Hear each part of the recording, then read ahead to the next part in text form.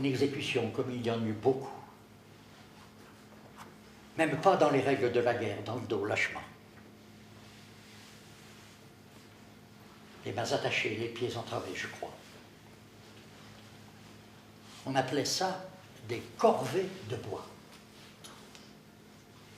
Une institution aussi. Autre crime d'État. Un prisonnier que mon groupe avait mis hors de combat lors d'un accrochage dans la montagne. Après qu'eût été tiré de lui pendant plusieurs jours le maximum de renseignements sur ses camarades et les activités de son groupe, c'était un chef. Recherché depuis 5 ans dans tout le massif. Un symbole pour les deux camps. C'était un grand résistant, devenu là-bas héros et martyr.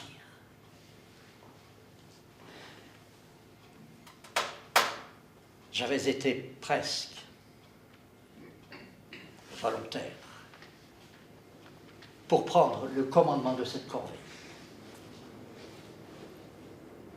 Comme ça, pour voir. Un peu comme pour goûter à tout, moi. Déjà bien engagé, trop engagé dans la guerre. Ne pouvant plus, ne sachant plus, ne voulant plus dire non. Soumis. Pour goûter le pouvoir que l'on a quand on tient la vie d'un homme dans ses mains. Le plaisir aussi. J'avais été volontaire pour prendre le commandement de cette corvée. Et puisqu'on n'était pas en guerre, je suis allé ensuite à la gendarmerie pour une déposition en bonne et due forme. Les faits,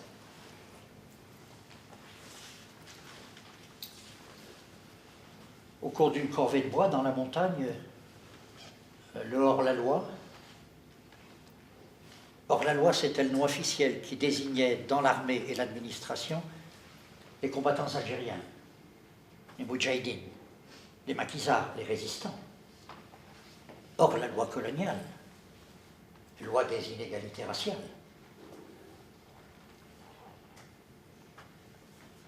Au cours d'une corvée de bois dans la montagne, le hors-la-loi avait tenté plusieurs fois de s'évader. Les mains attachées, les pieds entravés, je crois. Étant parvenu à s'enfuir, nous l'avons poursuivi et avons dû l'abattre. La jeunesse de cette pièce, je peux dire que c'est au moment où j'ai pris conscience de la dérive que j'avais opérée en Algérie. Au moment où je me suis dit, mais qu'est-ce que j'ai foutu là-bas?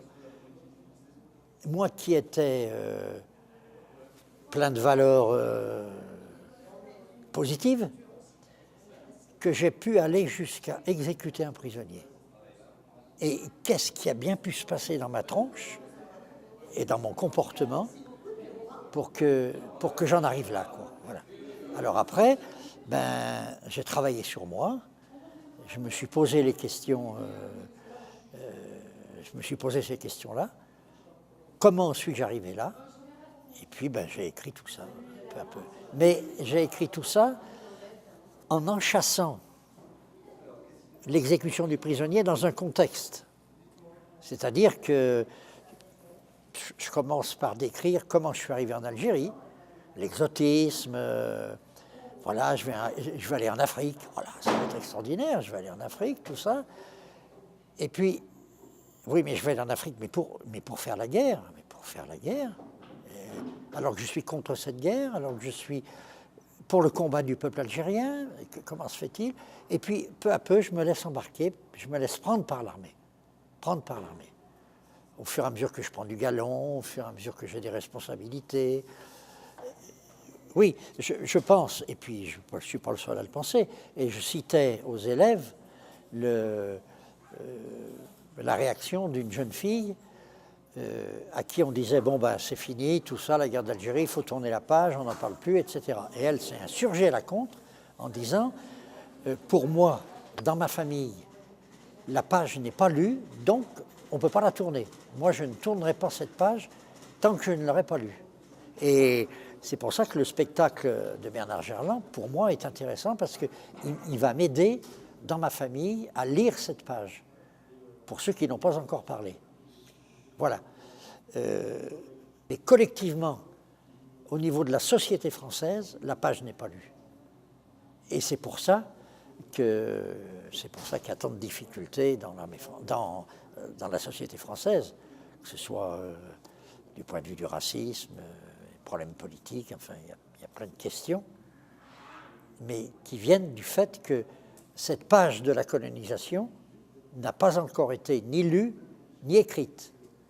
Et notamment, alors, elle n'est pas mieux écrite dans la société algérienne, pire encore, mais ce qu'il faudrait, c'est arriver à l'écrire franco-algérienne ou algéro-française, comme on veut, peu importe, mais qu'on l'écrive commune, parce que c'est une histoire commune.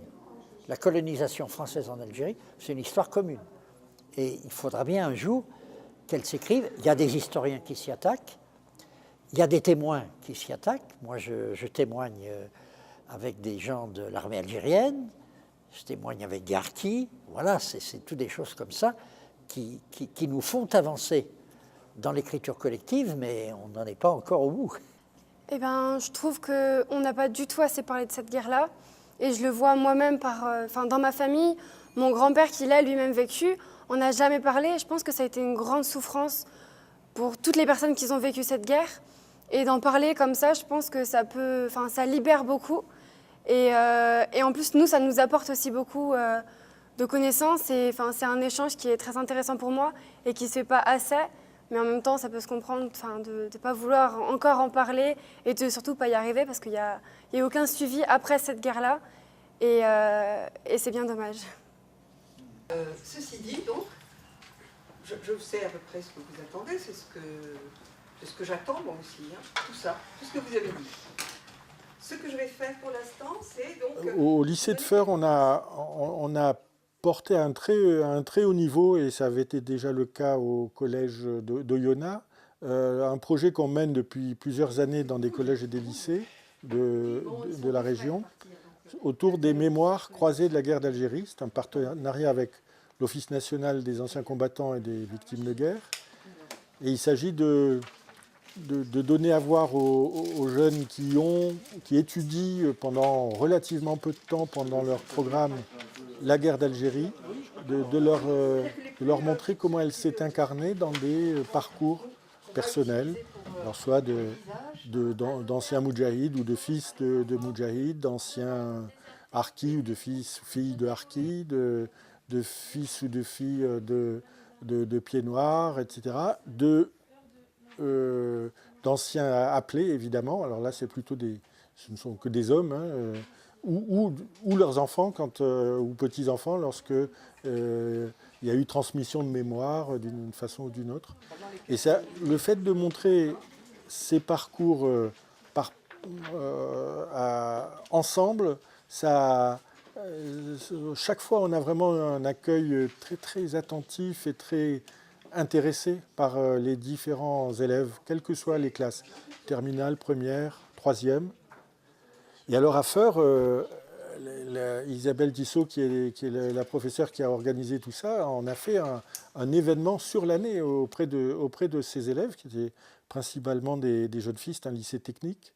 Damel Chawati, c'est une écrivaine algérienne qui a écrit « Les Algériennes du château d'Amboise ». Alors, vous savez que l'émir Abdelkader avait demandé, l'émir Abdelkader, vous savez pas exactement qui c'est celui qui a essayé de rassembler les forces pour contrer l'occupation de l'Algérie dans les années 30. 1830. 1830. Alors, Et certaines sont allées travailler aux archives de Saint-Étienne pour aller puiser de la matière, des connaissances. Et, il y a eu de l'écriture, des ateliers d'écriture avec Leila Hamouten qu'on a fait venir d'Alger, qui a animé un atelier d'écriture et ça a produit des textes superbes. Bien, allez. Vous posez vos stylos, s'il vous plaît. Et puis, on va commencer à lire les paragraphes. D'accord? Alors, on va commencer, au lieu de commencer par... on avait commencé par... Et puis il y a eu un petit spectacle à la fin. Enfin vraiment, il y a eu une mobilisation de l'ensemble de l'établissement qui était vraiment réjouissante. Et puis ça fait toujours plaisir d'être un peu pour quelque chose dans d'aussi belles productions. Et ça a permis aussi d'avoir un dialogue entre les enfants, leurs parents, leurs grands-parents. Et ça, c'est riche, hein, c'est prometteur. Alors, donc aujourd'hui était une journée spéciale qui s'insère dans un projet qu'on a commencé l'année dernière parce qu'il me semblait qu'il était essentiel de parler de la guerre d'Algérie, la grande oubliée dans les manuels d'histoire, puisque moi-même je ne connaissais rien de l'Algérie. Et l'année dernière, en mars 2017, un documentaire est sorti au cinéma. Nous sommes allés le voir avec mon collègue prof d'histoire et ça a été l'élément déclencheur. On s'est dit, bon sang, tous ces gens qui ont vécu ces choses terribles sont tous en train de mourir. Donc on voulait faire un travail dessus et au moins que les élèves soient informés. Donc ça a commencé par bien le film, hein, le documentaire. Ensuite le film de Vautier, Avoir 20 ans dans les Aurès. Ensuite, j'ai rencontré Gérard Georgeon qui m'a présenté Michel Wilson.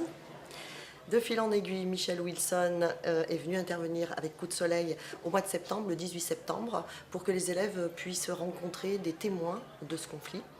Et il me semblait bien sûr, en tant que professeur de français, essentiel d'aller vers des auteurs, des écrivains, et particulièrement algériens, et particulièrement une femme, parce que les femmes sont les grandes oubliées des guerres.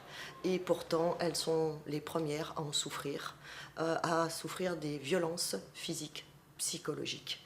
Il y a des femmes combattantes, on n'en parle jamais. Donc ça me semblait quand même essentiel. D'où la journée qui a été organisée aujourd'hui grâce à Michel Wilson et l'association pour la venue de Leila qui a gentiment accepté de venir d'Algérie. C'est pas rien, c'est quand même une distance. Et donc elle est venue parler à la fois de son livre, Le Châle de Zaineb, que les élèves ont étudié dans mes cours. Ma venue ici, en dehors du fait que j'avais la joie de venir rencontrer des lecteurs du roman, me permettait aussi d'animer un atelier d'écriture autour de la notion d'exil. Cet atelier avait pour but d'abord d'éveiller les consciences, bien entendu, mais elle l'était déjà, mais surtout de faire écrire. C'est vos mots qu'il faut prendre, pas cela. Bien sûr.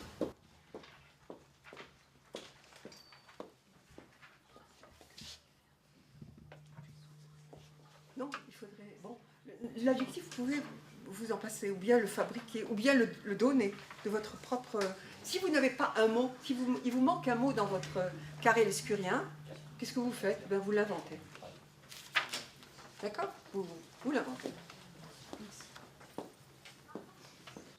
Faire écrire, c'est non seulement prendre conscience, mais formuler sa pensée. Et c'est extrêmement important. La formulation de la pensée, eh bien, ça va ça va au-delà de la prise de conscience. Si on formule, c'est qu'on a pris conscience.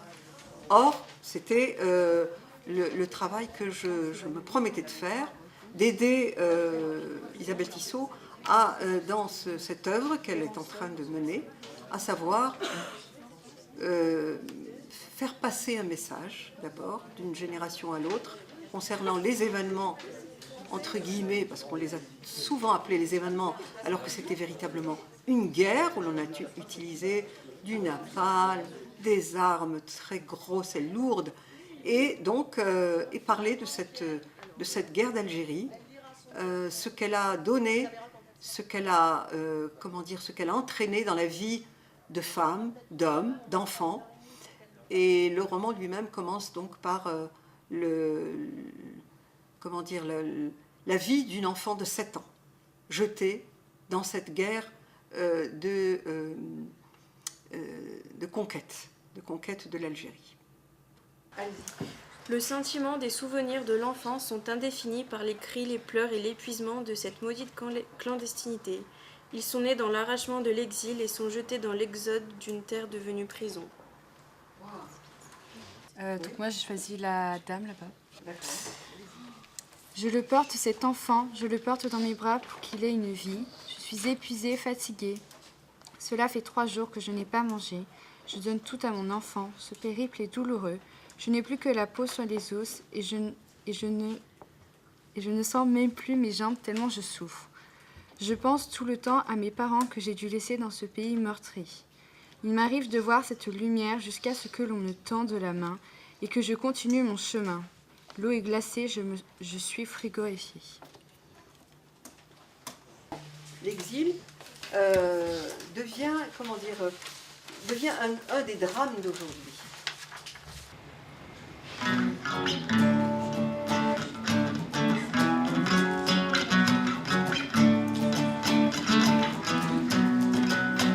C'est un pays de soleil, de roses et des sables qui s'étend fièrement entre le désert et les plages, comblé de montagnes, chaudes et sauvages, oubliées dans un peuple tout en partage.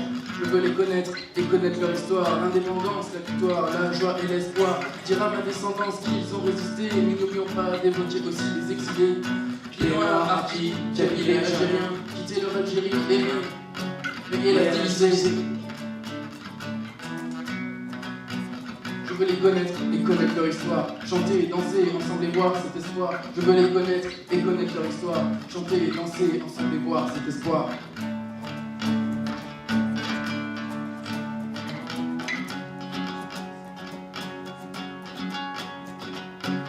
Tu es né français, tu es né algérien, tout ça mon frère, ne signifie rien, juste une mer qui nous sépare.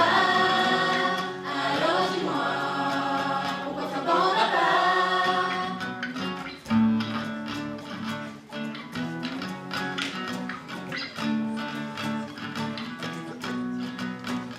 C'est un pays où se dresse une vieille dame qui s'étend de la province jusqu'à Paris. Jeune appelé, c'est ta mère qui se cache pour pleurer, inconscient sans savoir que ta jeunesse sera volée. Je vais te conter, te montrer cette histoire, montrer qu'au fond de tout, il y a quand même un espoir, une multitude de personnes, de cultures, une multitude de paroles, d'ouverture, tellement de choix, un grand panel de couleurs, mais bon, à toi de voir, de défendre tes valeurs. 56 ans après, on peut se serrer la main pour chanter, danser et vivre ensemble enfin. Je veux te conter, te montrer cette histoire, chanter, danser ensemble et voir cet espoir. Je veux te conter, te montrer cette histoire, chanter, danser ensemble et voir cet espoir.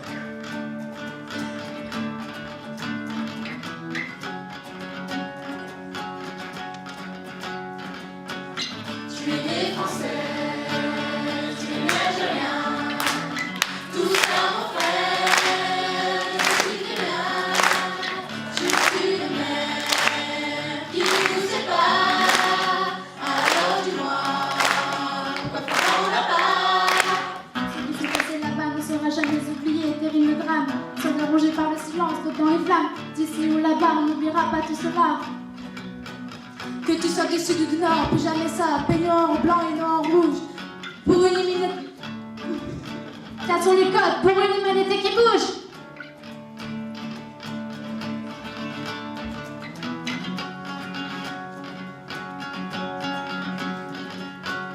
Tu es né français, tu es né algérien, tout ça mon frère, ne signifie rien, juste une mer qui nous sépare.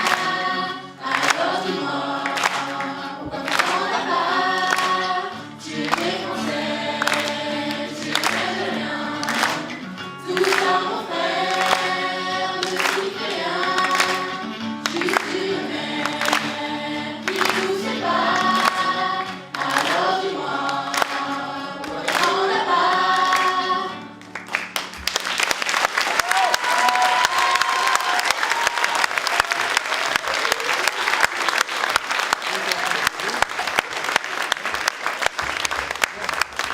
Merci.